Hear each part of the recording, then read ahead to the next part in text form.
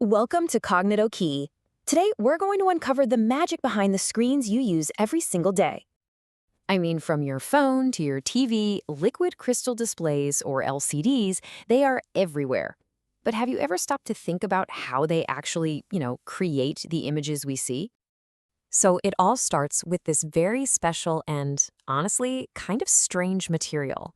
Okay, let's dive into the magic of liquid crystals. So what's the secret ingredient here? Well, the secret lies in something called a liquid crystal. It's this really unique state of matter that's not quite a liquid and not quite a solid. It's kind of stuck in between, and that gives it some very useful properties.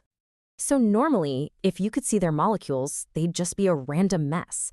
Think of them like a disorganized crowd, with everyone facing different directions.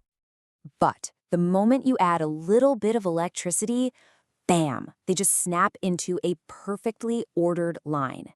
And this ability to change shape on command, that is the key to everything. Okay, so now we know about these amazing crystals. But how do we actually use them to build a screen? Well, let's see how it's done. One single pixel at a time. You can think of a single pixel as a carefully constructed little sandwich. It's got a whole bunch of different layers with our liquid crystals trapped right in the middle. Now, depending on whether the screen has its own light source or if it uses the light around you, it can be one of two types. A transmittive type, like your TV, has a backlight behind it, and then there's the reflective type, like on a digital watch, which just uses the light in the room. All right, so building the pixel is one thing. But the real cleverness is in how it controls light to create an image. This is where it gets really cool. Okay, step one. Light from the back of the screen passes through the first polarizing filter. Just think of this filter as a tiny little gate that only lets light waves lined up in one direction get through. Now, for step two. When there's no electricity, these special liquid crystals naturally guide the light, and they give it a perfect 90-degree twist as it passes through. And for step three, this twisted light is now perfectly lined up to pass through a second filter. So the light gets through and voila, the pixel is on. It appears bright. Right, so that's how a pixel turns on. But what happens when we flip the switch and add electricity? This is where the magic happens for turning a pixel off. With an electric current, those crystals stop twisting and they line up straight. So the light doesn't get twisted at all. It just passes straight through and gets completely blocked by that second filter. And just like that, the pixel is off. It looks dark.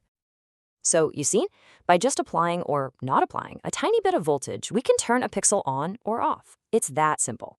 Okay, let's look at the pros and cons of this whole method. The biggest advantage of LCDs, by far, is their incredibly low power consumption.